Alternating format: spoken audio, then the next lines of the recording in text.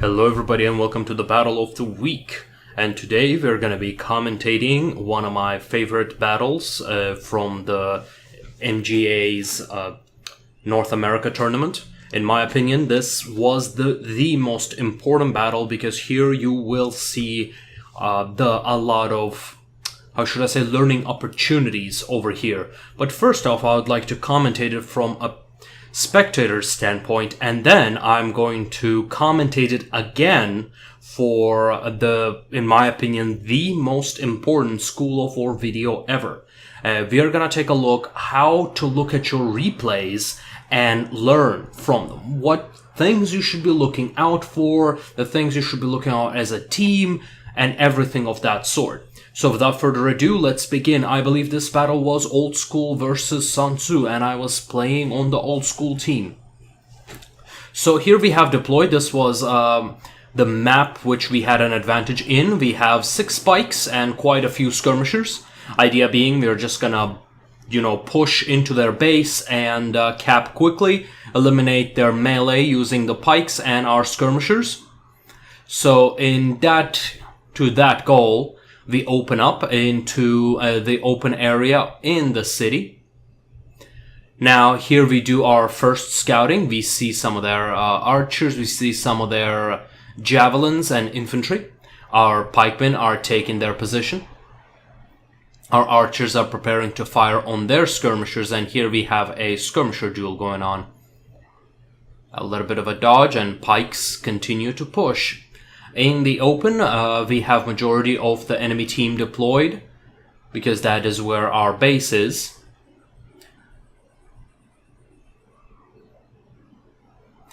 And of course I am recording this because this was a private lobby. This is from my perspective. And here we are approaching with the guidance of the pikes. Now, one big mistake that I think had happened here with Old School was that reliance on too much pikes, and just look at this sheer damage that's about to happen. Boom. Oh, that was a lot of damage. Now, it is important in this battle to use the buildings as cover to your advantage.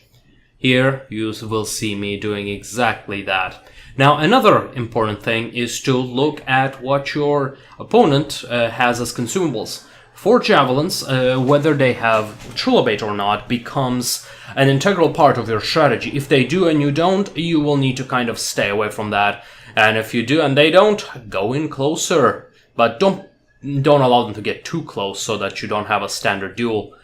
Well, regardless, now we see the importance of taking cover.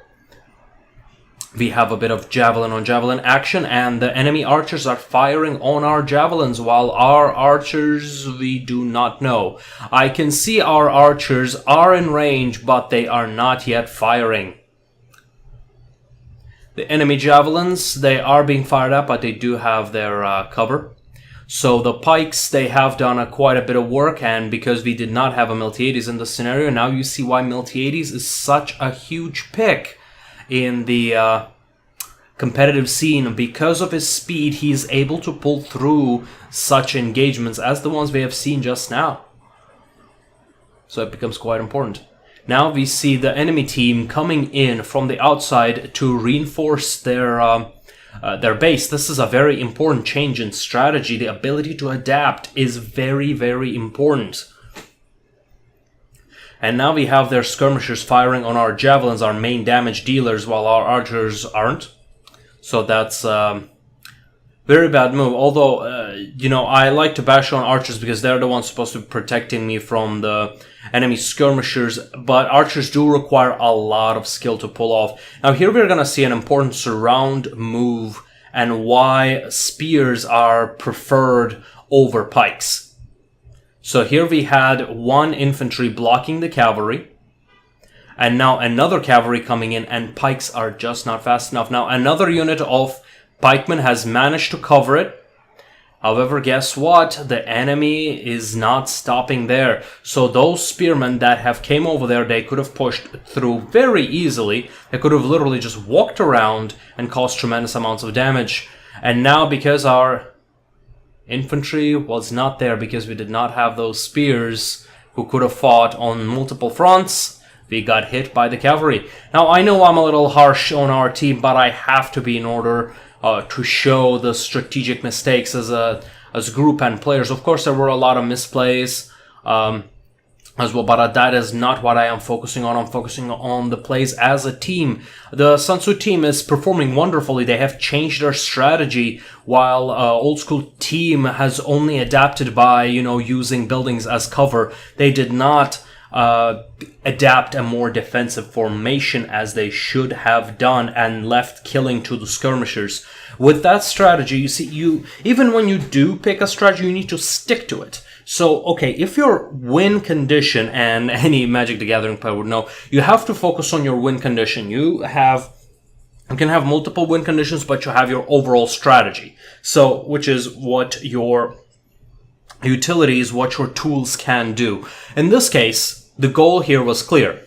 Hold the enemy infantry at bay, and then use our skirmishers as the main damage dealer. What does this mean? What can go wrong? It means we have to protect our skirmishers at all costs. Our main damage dealing skirmishers, aka javelins, need to be protected by our own skirmishers against the enemy skirmishers, because javelins are very weak against the archers and slinger fire.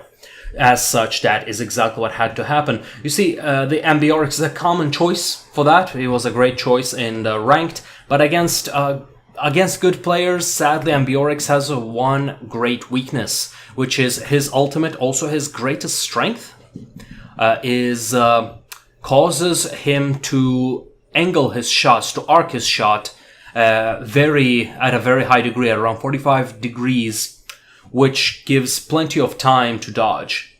Now we finally see our remaining pikemen coming in, who should have came in a lot sooner. Now this is why speed is the most important stat in the competitive level. Even if you have Vengeance, that's why Germanic is just so rarely picked on competitive level, because yeah, you become a juggernaut for a few, as long as you're engaged, but we can just disengage and cancel that. So yeah, you will just gain a little bit of ground. And hence why spears are so important. You have got the speed. I mean, their main weakness should have been the speed, but with Miltiades they have all that. Now we see there is still hope for the old school team. The cavalry makes another mistake. They do not keep their cavalry together and allow themselves to be shot by the enemy skirmishers. They're trying to capture just 3 units. I mean, the enemy already knows you're there. Why are you even bothering? You need to focus on taking out enemy skirmishers. Now, enemy skirmishers here, they're protected. The slingers, on the other hand, down the street, aren't. Now, because they were noticed from the back, now it's not going to work. Now, a missed charge, which costs us the remainder of the game. Now, of course, it will be a little unfair to base the whole win or lose on one charge, but that was definitely a charge mistake, a too early charge, and a bit misguided charge, so that was a bit of a problem. And of course, pikes, they can always be surrounded unless they are Kanane, which is gonna be a thing that is featured and has been mentioned by Creative Assembly at the time of this video. The problem is that they can turn very fast. It used to be a fidget spinner build. Now finally these pikes have turned, and now the infantry charges those pikes in the back.